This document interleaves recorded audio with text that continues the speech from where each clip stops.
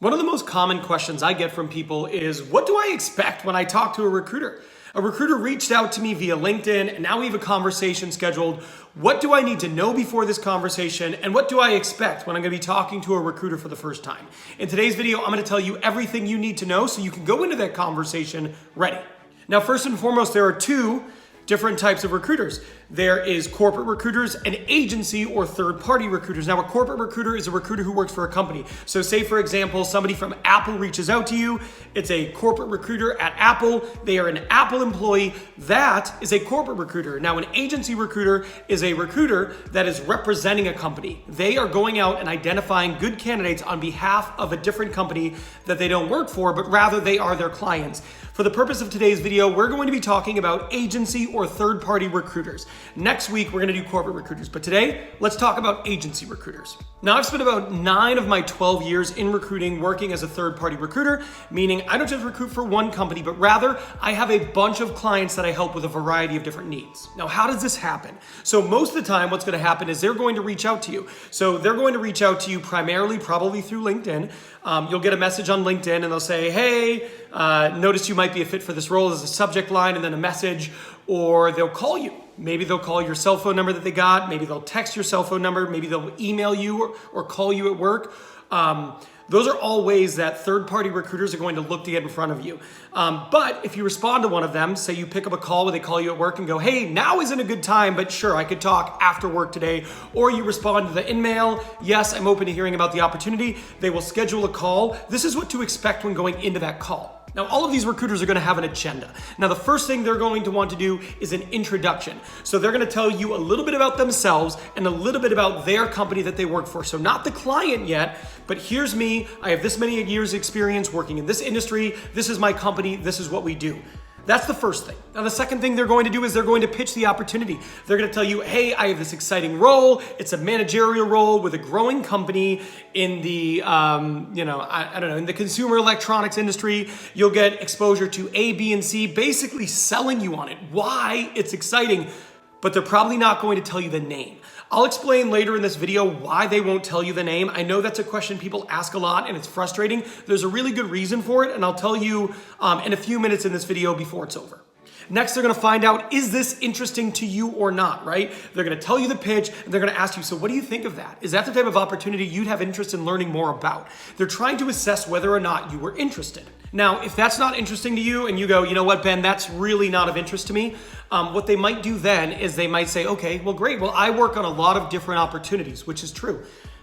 What other things would you be interested in learning about? And in this case, you should absolutely tell them, here are the type of opportunities I'd be interested in, because then they might come back to you later saying, Ben, remember we had that conversation 2 months ago? Well, I now have access to an opportunity that meets that criteria. Let me tell you about it. Now, the next thing the recruiters want, they're going to want to check like a few essential boxes, right? They're going to make sure, one, that you're qualified for the role. They want to ask you questions to make sure you are minimally qualified for the role, meaning you at least meet the basic requirements. Once they do that, they're going to find out if you're interviewing elsewhere. So they might ask you a question like, Ben, how does this compare with the other companies you're currently pursuing or the other companies you're currently interviewing with?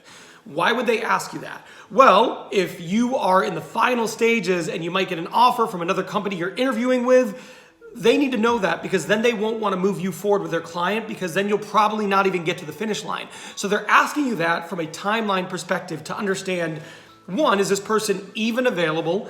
Should I move them forward?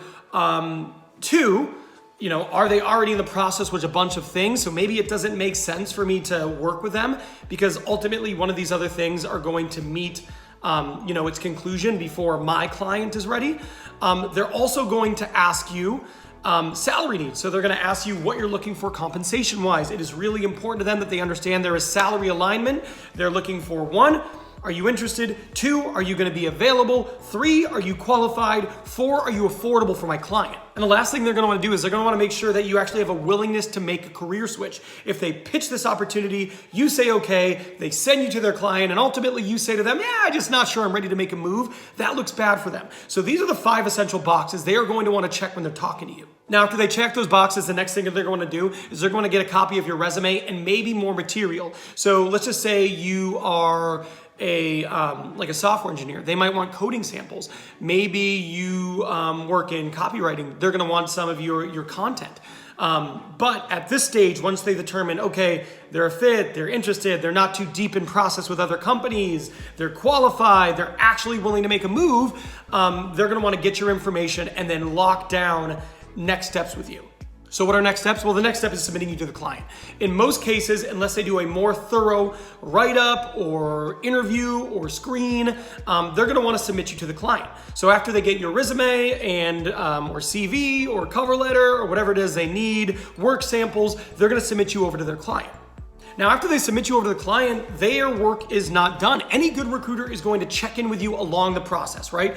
They're going to want to check in with you after every single interview. The better the recruiter, the more frequently they will check in with you. How are you doing? What's changed since the last time we talked? What they are doing is they are actively participating in risk mitigation, making sure something doesn't happen to where you fall out of the process. So expect them to follow up with you frequently. That is very normal.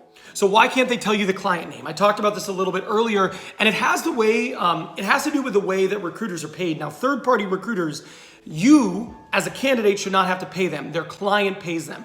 And the way it works is if you sign an offer with them, most of the time, the company will then pay them 25% of your first year's compensation 30 days after you starting, right?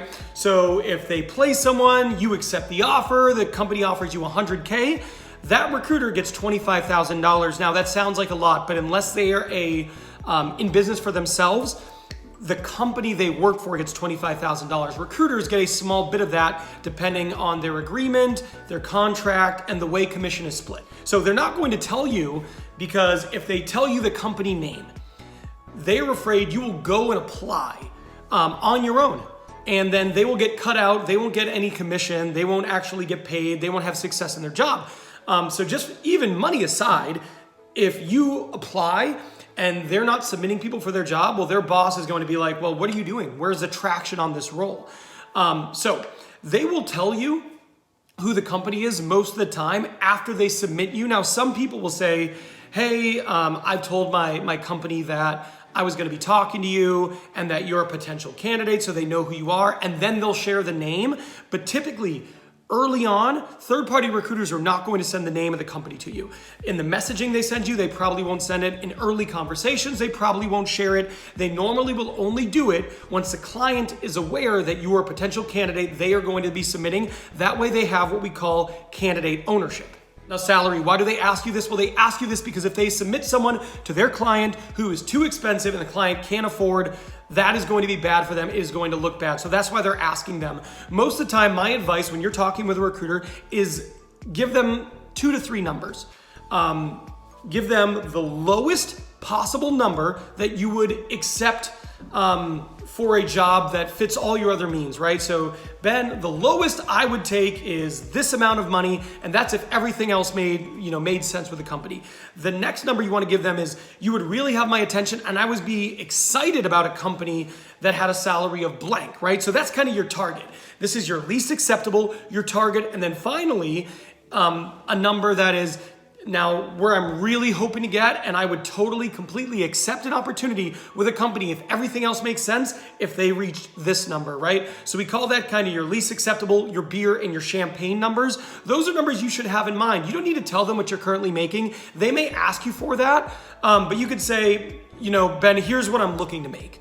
But I always recommend giving the 3 numbers. I would entertain any number that at least at a minimum hits this. I would be excited about an opportunity that hits this number, and the number that I'm really looking for that I would accept at a company where everything else made sense, right here. I wouldn't entertain any counter offers. I would just accept this number. If you give them those 3 numbers, that's really going to help guide the conversation forward. Now, really, that's it. I mean, that's what you could expect when you're talking to an agency recruiter. Remember, they're not representing you. They're representing their client. They don't talk to people and go find them jobs. Their clients pay them to find them people. So those are things you want to keep in mind when you're dealing with them. You shouldn't have to pay them. The client pays them. But that is just about everything. If you have any questions on this, leave them below. If you're not subscribed already, please do so. Good luck in your next interview. You got this.